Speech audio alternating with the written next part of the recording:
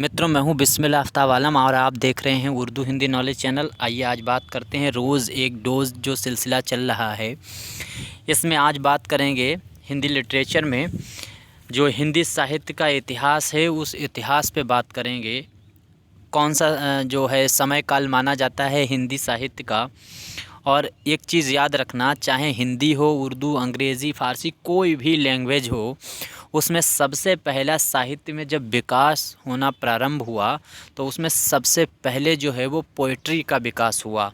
कहने का मतलब काव्य।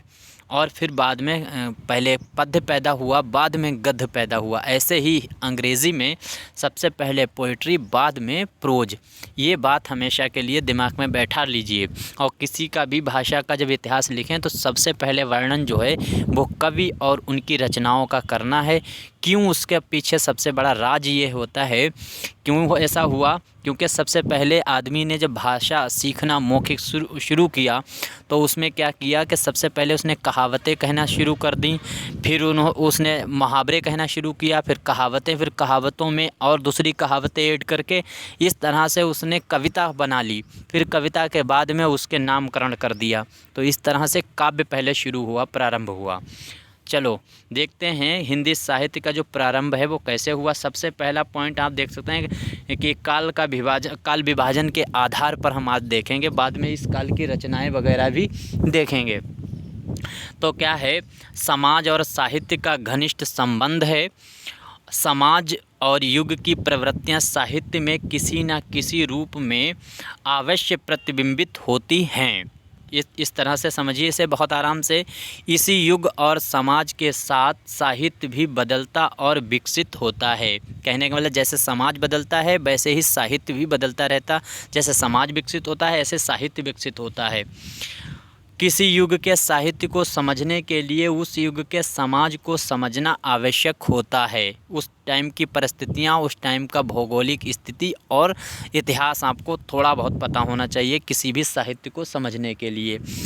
आगे देखते हैं, साहित्य की अविच्छिन्न धारा का सामाजिक पृष्ठभूमि में कालक्रम से किया गया अनुशीलन ही साहित्य का इतिहास है। यानी कालक्रम के हिसाब से अविच्छिन्न इसको विभाजित किया गया है।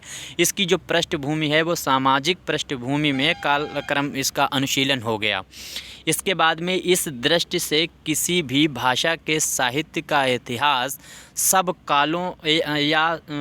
कालों में से एक सा नहीं होता। यानी कि जितने भी काल हैं उसमें भाषा का एक ही जैसा रूप नहीं हो सकता। किसी एक काल में कुछ विशेष प्रवृत्तियां और लक्षण दिखाई देते हैं, फिर लुप्त हो जाते हैं और उसका स्थान नई प्रवृत्तियां ले लेती हैं।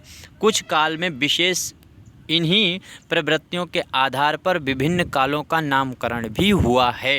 यानी जो परिस्थितियाँ बनी फिर लुप्त हो गईं, इन्हीं के हिसाब से, इन्हीं के माध्यम से जो है कालक्रम कर दिया गया। काल का जो है वो क्रम खंड कर दिया गया। कालों की, जैसे कालों में क्या है, इनका नामकरण में जैसे वीर गाथा काल, भक्ति काल, रीति काल आदि नाम इस बात का प्रमाण है कि इनमें रीतियाँ और प्रवृत्तियाँ क्या थीं, उसी के हिसाब से बदली हुई प्रवृत्तियों के हिसाब से ये काल खंड हुआ। इसके बाद में क्या है, वस्तुतः जिस काल में जिस प्रवृत्ति का बाहुल्य रहा उसी के आधार पर उस काल का नामकरण भी किया गया। यानी उसी के जो प्रवृत्तियाँ रहीं और जिसका बाहुल्य, जिसका बोलबाला रहा जिन प्रवृत्तियों का, उसी के नाम पर उस काल का नामकरण कर दिया गया साहित्य में। काल विभाजन और नामकरण के अध्ययन की सुविधा के लिए आवश्यक है किंतु यानी इसका नामकरण करने के लिए अध्ययन की सुविधा के लिए आवश्यक है, लेकिन किंतु इन्हें गणित के समान नितांत वैज्ञानिक पूर्ण नहीं कहा जा सकता। यानी इसकी क्रमबद्धता को ठीक नहीं स्वीकारा जा सकता, क्योंकि इसका नितांत जो है वो वैज्ञानिक नहीं स्वीकारा जा सकता। सच्चाई यह है कि काल का विभाजन बहुत कुछ अनुमान पर आधारित है। यह कहना कि अमुक काल किसी अमुक तिथि से प्रारंभ हुआ और अमुक तिथि को समाप्त हो गया और उसके दूसरे दिन से बिल्कुल दूसरा काल प्रारंभ हो गया, पूर्व काल की सारी प्रवृत्तियाँ समाप्त हो गईं, उचित ना होगा। कहने का मतलब कोई काल समाप्त हो गया, जब वो प्रवृत्तियाँ और जो उस टाइम की परिस्थितियाँ थी वहाँ से शुरू हुआ है। तो परिस्थितियाँ और जो प्रवृत्तियाँ होती हैं वो एकदम तो ऐसा तो है नहीं कि एकदम चालू हो गई, एकदम बैन हो गया उनमें, यानी मतलब एकदम स्टॉप कर दी गई और एकदम, वो तो धीरे धीरे परिवर्तित होती हैं। जैसे पहले हम अपनी शैली में कपड़े पहनने का शैली देख लीजिए कि हम क्या पहनते थे, बाहर जो हमारा हिंदुस्तान का कल्चर था, आज हम क्या पहनते हैं उस वाले कल्चर को अब भूल पाए हैं, जिसमें कम से कम 1500 सालें लग गई। इसी तरह की भाषा की स्थिति है। अब आगे देखिए, वस्तुतः एक काल की प्रवृत्ति दूसरे काल तक अतिक्रमण करती है, बिल्कुल सही, और बहुत दूर तक अपनी प्रतिक्रियाओं से उसे प्रभावित करती है। इसी प्रकार काल का नामकरण भी भ्रम हो सकता है।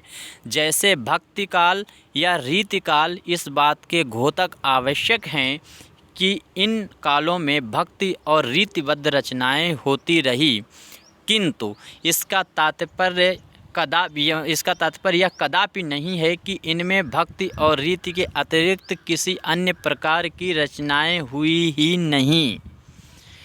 हिंदी साहित्य का व्यवस्थित काल विभाजन सर्वप्रथम आचार्य रामचंद्र शुक्ल की कृति, याद रखना, हिंदी साहित्य का विकास हम लोग हिंदी साहित्य का इतिहास पढ़ रहे हैं। हिंदी साहित्य का इतिहास नाम से हिंदी साहित्य पर लिखी हुई एक कृति है, ये आचार्य रामचंद्र शुक्ल की है, जिसमें इन्होंने कालों का विभाजन किया है। मिलती है आधुनिक विद्वानों ने शुक्ल जी के काल विभाजन और नामकरण में थोड़े बहुत परिवर्तन किए और इस प्रकार हिंदी साहित्य के इतिहास को निम्न 4 कालों में विभाजित कर दिया। अब इनको कालों में कैसे विभाजित कर दिया, जैसे आदिकाल, वीर गाथा काल, जिसमें वीरों का वर्णन किया जाता था, क्योंकि जो कवि थे वो दरबार से जुड़े हुए होते थे, राजा महाराजाओं के दरबार में जुड़े होते थे, तो उनकी जो महिमा करनी होती थी उसमें वीर का वर्णन करता है। इसलिए जो प्रारंभिक हिंदी रचनाएं हैं वो वीर गाथा काल से उनको माना जाता है। जैसे चंद्रवरदाई है, दलपति विजय की है, खुमान रासो है, बीसल देव रासो है, ये तमाम रासो, डिंगल पिंगल जिनकी भाषा है, ये तमाम जो है रचनाएं इसी आदिकाल की रचनाएं हैं। इसका समय जो है वो 993 ईस्वी से 1328 तक का स्वीकारा जाता है, स्वीकार किया जाए। 28 नहीं होगा, 18 होगा, यहाँ पे गलत लिखा गया है। इसके बाद में भक्ति काल, इसके बाद शुरू हुआ भक्ति काल। भक्ति काल क्या हुआ कि पूर्व मध्यकाल, भक्ति काल को पूर्व मध्यकाल कहा जाता है। आदिकाल, इनका दूसरा नाम भी याद रखना, आदिकाल को वीरगाथा काल, और भक्ति काल इसके बाद जो प्रारंभ हुआ उसको पूर्व मध्यकाल कहा गया। ये 1318 ईस्वी से प्रारंभ होकर 1643 तक चलता रहा। सबसे लंबा काल यही था, या फिर सबसे आखिरी वाला काल रीत काल। इसके बाद में रीत काल क्या है, ये उत्तर मध्यकाल कहा जाता है। 1643 से प्रारंभ होकर 1843 तक इसका समय रहा। इसके बाद में आधुनिक काल, आधुनिक काल को गद्य काल भी कहा गया, क्योंकि अब गद्य की रचनाएं वही 1843 से प्रारंभ हो गई थी।